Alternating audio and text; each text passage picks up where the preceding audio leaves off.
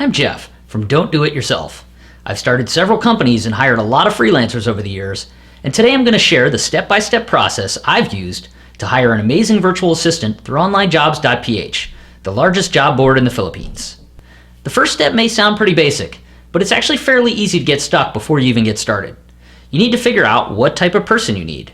Through OnlineJobs.ph, you can find VAs to do just about anything, like SEO, social media, accounting, programming, you name it. It's easy to get excited and think you can find one magical person to do all those things. But while Filipinos are great, just like us in the States, they can't do everything.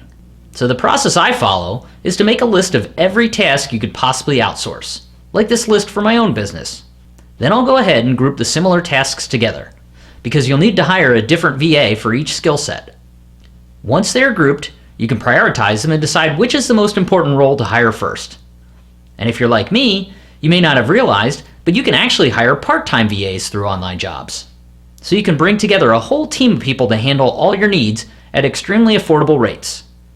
So now that we know who we're looking for, it's time to write up our job posting the right way.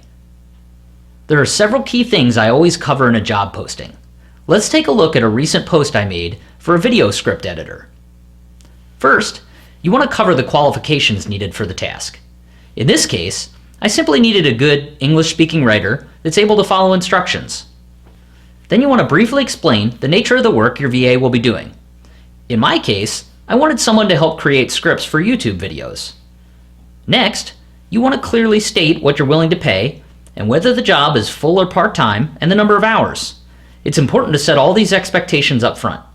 You want to weed out people early that may be looking for a higher rate or aren't interested in the types of tasks you need to get done. And then, depending on the type of role you're filling, you may want to ask the VA to provide work samples.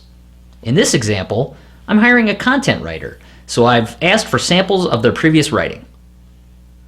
And one of the most important things to include in the job post is to tell the candidate to include a key phrase in the title of their application. This key phrase can be their favorite hobby, sports team, or just about anything. In this case, I've asked them to use the word diamond.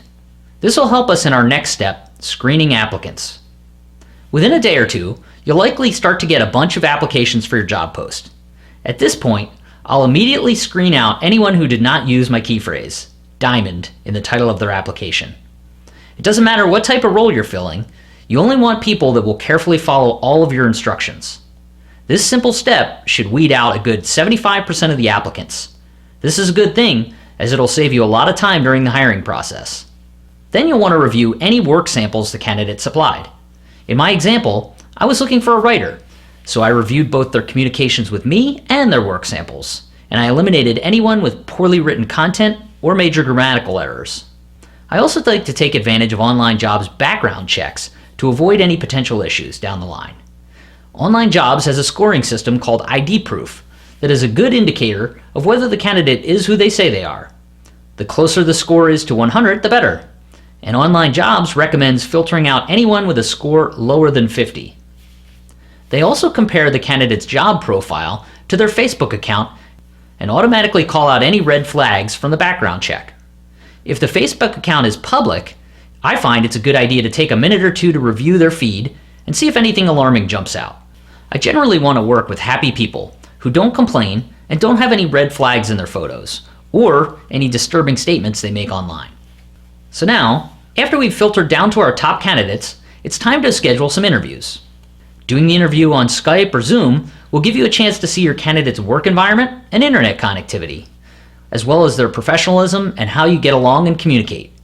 Do remember to excuse some of their nervousness, as meeting with an overseas boss for the first time can be very intimidating.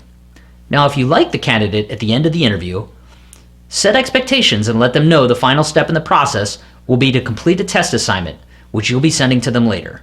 The best way to gauge how your VA will perform is to have them do a short test assignment. I suggest having several candidates do all the same exact assignment, and you can evaluate who performed it the best. Here's a few examples of possible test assignments. You could have a writer create a short, easy-to-research blog post. You could have a general virtual assistant perform a straightforward research task.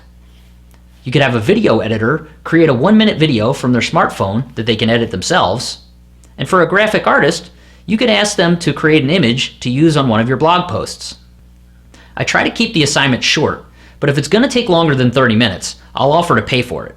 The cost of paying for a few tests is nothing if you end up with a good candidate, but these amounts can be meaningful to your VA. After the tests are completed, you'll usually have a clear winner, and you can hire them as your next virtual assistant. So let's summarize. First, figure out the type of person you need by brainstorming your tasks and then grouping and prioritizing them. Then, create a job posting and make sure you include a key phrase.